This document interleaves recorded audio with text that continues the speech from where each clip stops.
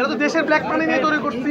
নতুন বছরের এটা আমার দর্শকদের জন্য আমার একটা উপহার। আজকে সবাই হল থেকে বের হয়ে বলছিল পয়সা উসুল। এটা তো দেশের ব্ল্যাক মানি নিয়ে তৈরি করছি ছবি গল্প।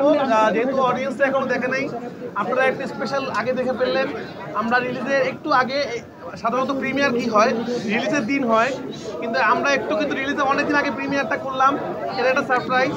তো এই জন্য গল্প খুব একটা রিভিল করতে পারছি না। বলবো হলে আমার নিজেরই দেখে মনে হচ্ছিল আসলে সিনেমায় দেখছি, মনে হচ্ছে যে এটা আসলে সিনেমা হলে দিলে মনে ভালো হইতো। যাই হোক, দর্শক আসলে ঘরে বসে এই সিনেমাটা দেখবে, মানে সিরিজটা দেখবে। এটা 4টা পর্বে বঙ্গে রিলিজ হবে 2 তারিখে, জানুয়ারি 2 তারিখ।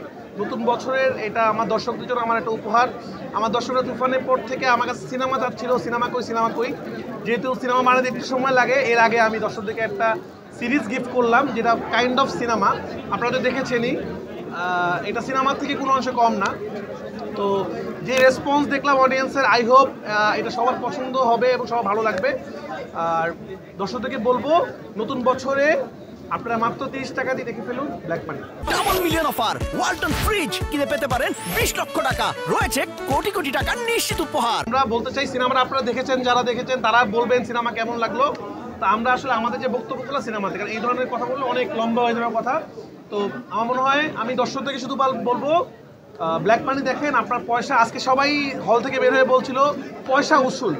তো আমি বলবো 30 টাকার দিয়ে দেখার পর আপনার মনে হবে এটা 30 টাকা না, আরো বেশি টাকা দেওয়া উচিত। এতটুকু বলবো, আমি গ্যারান্টি দিয়ে বলতে পারছি। ব্ল্যাক মানি দেখুন বঙ্গতে।